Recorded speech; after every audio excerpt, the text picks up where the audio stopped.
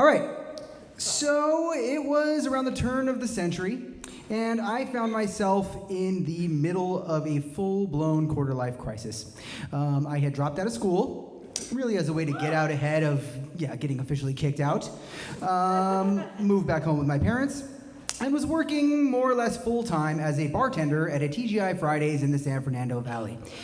Now, in its heyday, TGI Fridays was something of a trailblazer in the bar and hospitality industry. In fact, they're responsible for many groundbreaking innovations, such as Happy Hour and Ladies' Night, and the Potato Skins appetizer.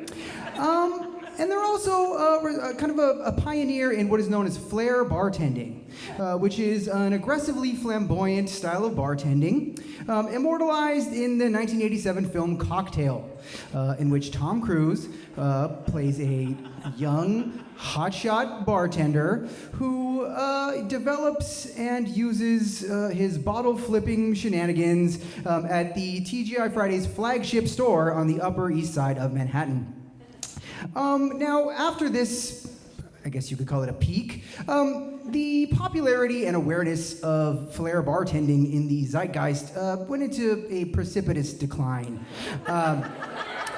as did the overall cachet of TGI Fridays as a hip dining establishment, reaching perhaps its nadir in the 1999 film Office Space, in which a very thinly veiled TGI Fridays knockoff is so thoroughly and mercilessly satirized and mocked that by the time I got there, even the word Flair had been thoroughly scrubbed from all of the corporate identity of Fridays. And that, of course, included Flair bartending, which was kind of pushed into the shadows and went underground and was really on the verge of becoming a lost art. But there were always persistent rumors that there were pockets of Flair bartenders that were practicing it in secret, in case it ever came back.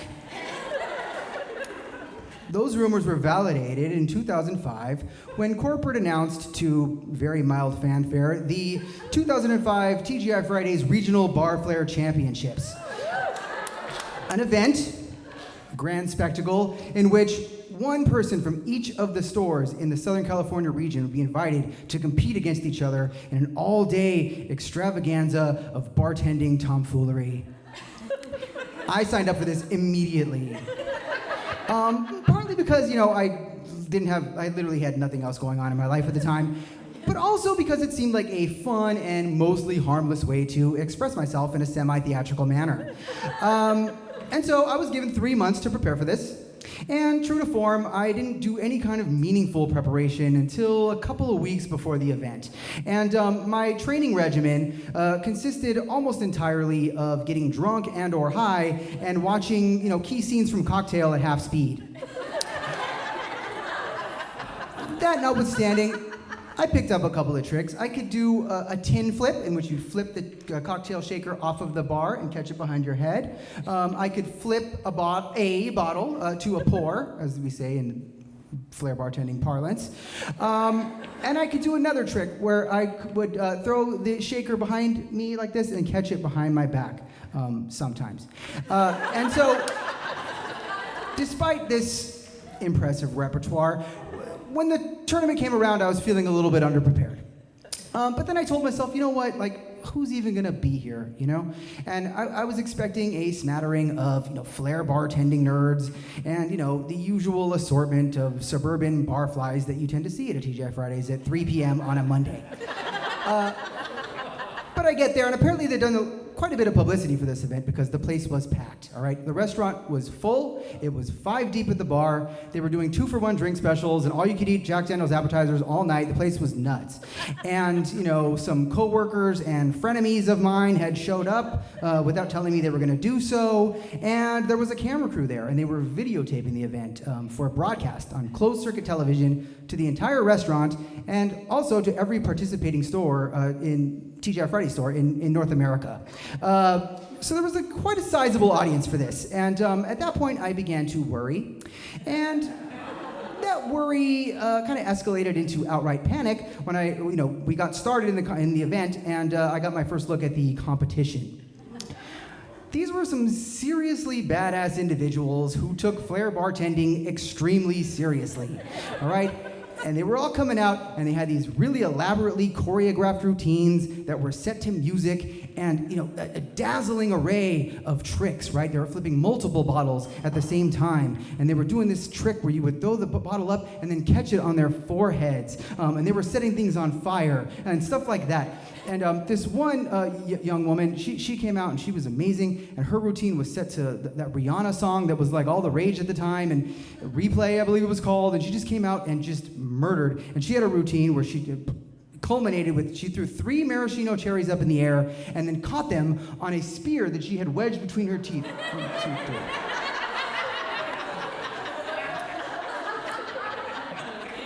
It was very obvious very early that I was not going to be competitive in this event. And what was worse is that we drew order randomly, and I drew last. So I was the closer for this thing, and I had to watch as these people just got up there and just absolutely shredded the bar while I stood off to the side and withdrew into a personal shame spiral.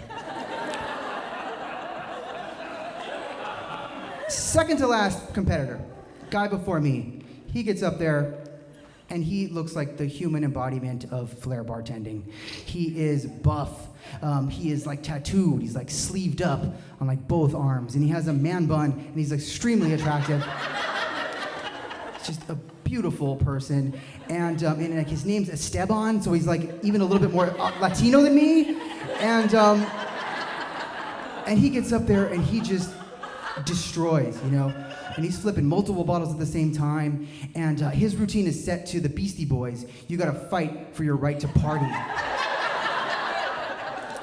And he gets to the chorus, and it's like, you gotta fight, flip, flip for your right, catch, catch to party. The place goes, for lack of a better word, apeshit. He closes by jumping up on the rail, and he swoops the whipped cream out of the rail, and there's 3 girls that are sitting there at the bar, and this is obviously a pre-planned stunt, and they all throw their heads back and open their mouths, and he whipped creams each of their mouths, and then jumps into the bar to thunderous applause.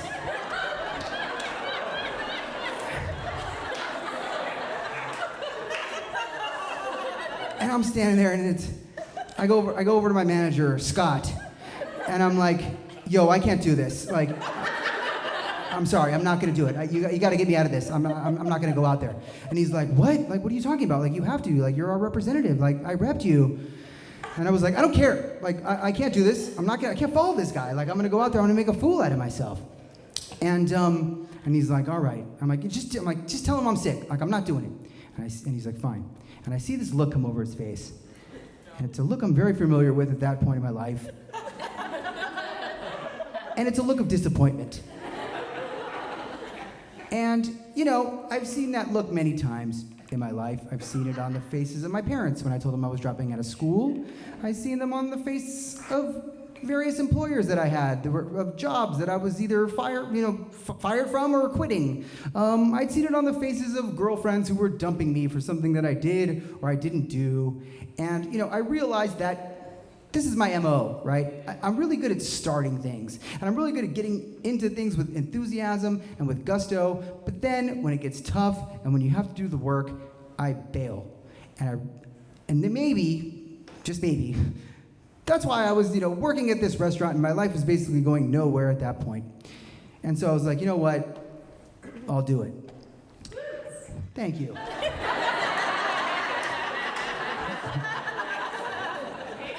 And Scott's like, great, go get him. And so I turn around and I trudge up to the bar. And then he's like, wait, hold on. He's like, what song do you want me to play? And I'm like, bro, it doesn't matter. And I turn around and I walk out behind the bar. And I look at a sea of faces and all these people looking at me with just these bright-eyed anticipation that they're gonna see like some new levels of like bar trickery, right? And they're waiting for a show. And I just look down at my shoes and waiting for the song to start. And the music starts up. And it's Billy Idol, Dancing with Myself.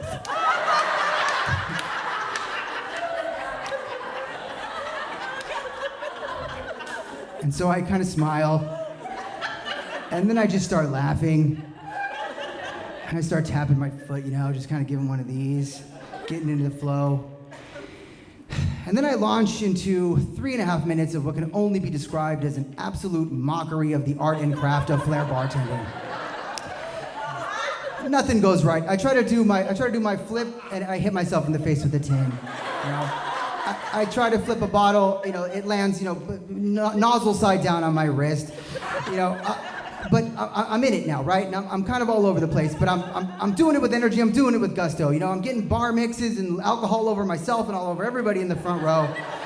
But I'm getting after it, and I'm smiling, I'm laughing, I'm having a good time, and the crowd's having a good time. And at the end, as a tribute to Esteban, I grab the Bloody Mary mix and I jump up on the bar and I try to get the girls to kind of engage in this routine, and they look at me like, "No, what are you doing?" And then and that's it. And yes, I did get the lowest score ever recorded at one of these events. But I did it. I saw it through, and at least I know that I've got flair. Thank you.